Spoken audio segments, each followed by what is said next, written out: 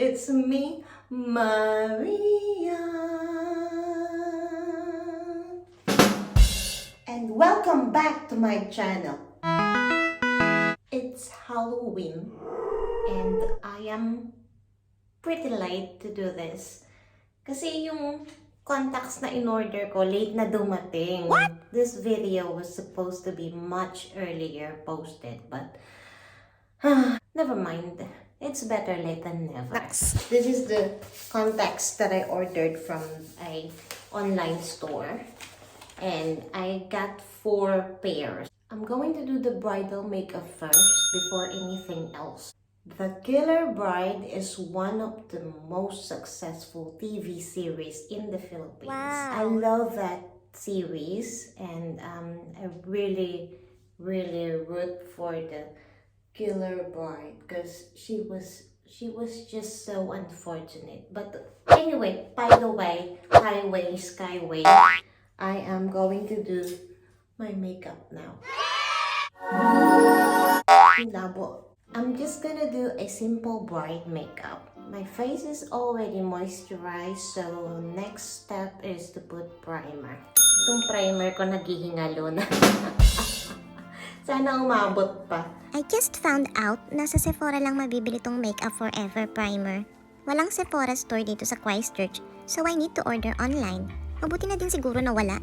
Tama na sa Chemist Warehouse na lang, at least makakamura. Next is foundation. Kagaya nitong gamit ko na foundation, sa Chemist Warehouse ko din nabili. Makaka-bargain ka din talaga. Nice! Pero pagkaubos ko nito, try ko tumingin sa Mecca, baka meron doon na maswak sa skin ko.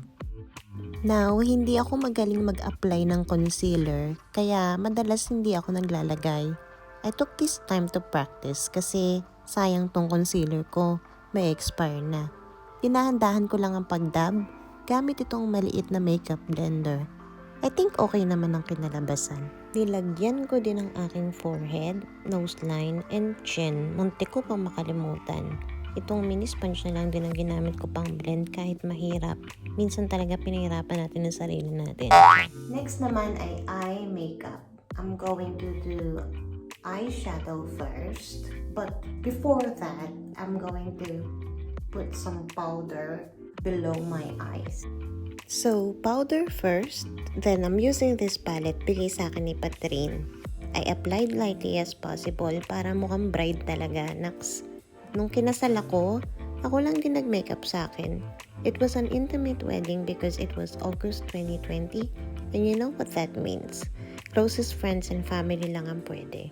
Mahirap maglagay ng eyeliner sa camera kaya ginamit ko tong magnifying mirror para mapadali. Kung sino man ang naka-imbento nito, I love you kasi nagagawa ko ng maayos ang eyeliner ko. Nilo-lo ko na tong mascara ko kasi paubos na. Same procedure again. I'm going to put some glue on the eyelashes. And while waiting for them to dry, I'm going to put my eyebrows. I finally opened my parcel. Ang tagal ko na hindi nag-contacts and this feels quite weird kasi walang grado. Nasanay na ako may grado pag mag-contacts.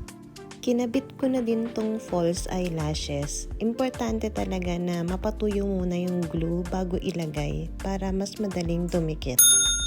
Next naman ay contour. Para kunwari, maliit ang mukha. Mahal magpa-RF, kaya galingan na lang sa pag-contour. Nag-powder lang ako, then blush on na nabili ko sa $2 store. Matipid gamitin kasi konti lang nilagay ko, sobrang pula na. Nice! Konting highlight lang, then lipstick na light lang din. Plumping Lip Cream by Revlon. Nakabili ako ng tela ng cortina and I made it like a tube dress na may ribbon. Then, sinuot ko na tong hairnet cause I'm going to wear this wig. Nakakapanibago but this is really cool. I love how makeup and wig can change my appearance. Naglagay din ako ng pearl accessories and you guessed it right, I bought them sa $2 store. Sinuot ko na tong belo and I'm ready to roll. I planned to make this presentation right after ng Darna and I've been looking forward to execute it but then yung contact lens talaga hinintay ko. Dumating yung order ko end of October and I filmed this video exactly Halloween, kaya late na.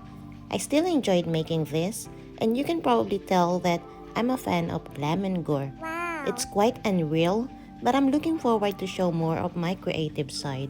By the way, it's fake blood. What? Pinaglaruan ko yung LED light. Sobrang nakaka-amaze lang how lighting can change the atmosphere of a scene. Nice! Yung acting skills ko na lang, medyo cringy. Nandito na tayo sa exciting part. Itong bold cap ay DIY lang. Gumawa ako ng paper mache using this H&M paper bag. Tamang-tama kasi skin-toned na. Madali na mapinturahan. I tried to do it on my head, kaya lang mahirap pala.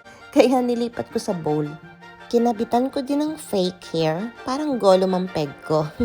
My goal is to create burnt effect na may dugo. Kaya gray, black, and red yung paint ko. Finally, it's time to put it on. Medyo kabado pa ako nung una kasi baka hindi mag-work and I'd look ridiculous. But with the power of glue and tissue, I think maganda naman ang kalalabasan. Basta dinikitan ko lang ng tissue strips yung part ng mukha ko na gusto kong magmukhang sunog. Kailangan bara-bara lang para mukha talagang deformed. Medyo matagal tong gawin pero sabi nga, patience is virtue. Naks, huwag tayong magmadali kasi baka dumugo. Ano daw? Naglagay din ako ng konti sa visible parts. Then, pinatuyo ko gamit ng hair dryer before ko nilagyan ng foundation para maging kakulay ng skin ko. This is the part I am most excited about. Yes! Itong contacts na to talagang hinintay ko kasi gusto ko talagang magmukhang scary. Nilagay ko muna before ako mag-paint kasi mahihirapan na ako kung after. I mixed a bit of black and white face paint for the burnt color. Hindi rin talaga ako sure sa ginagawa ko. I just followed my gut. I realized that the red paint I have is too bright, so I mixed it with black and white to make it dark, and I really like the result.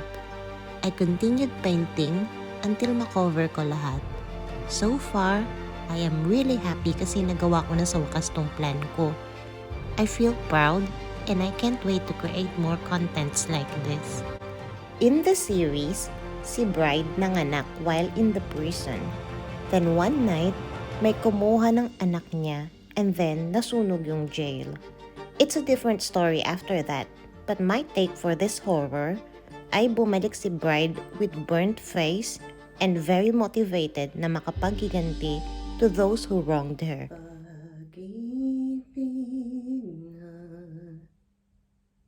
Para bang isang alik sa hangin.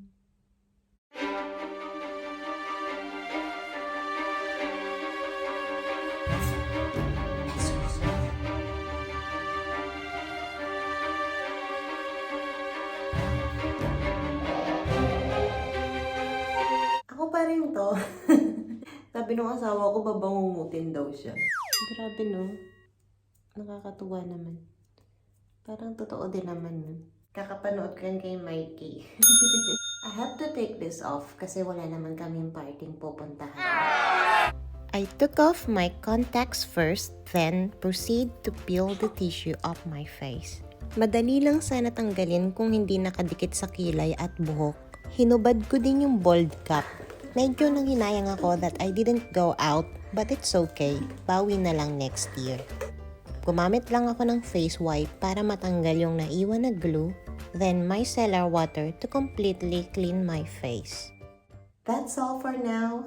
Thank you so much for watching. And if you like this video, please click thumbs up and subscribe.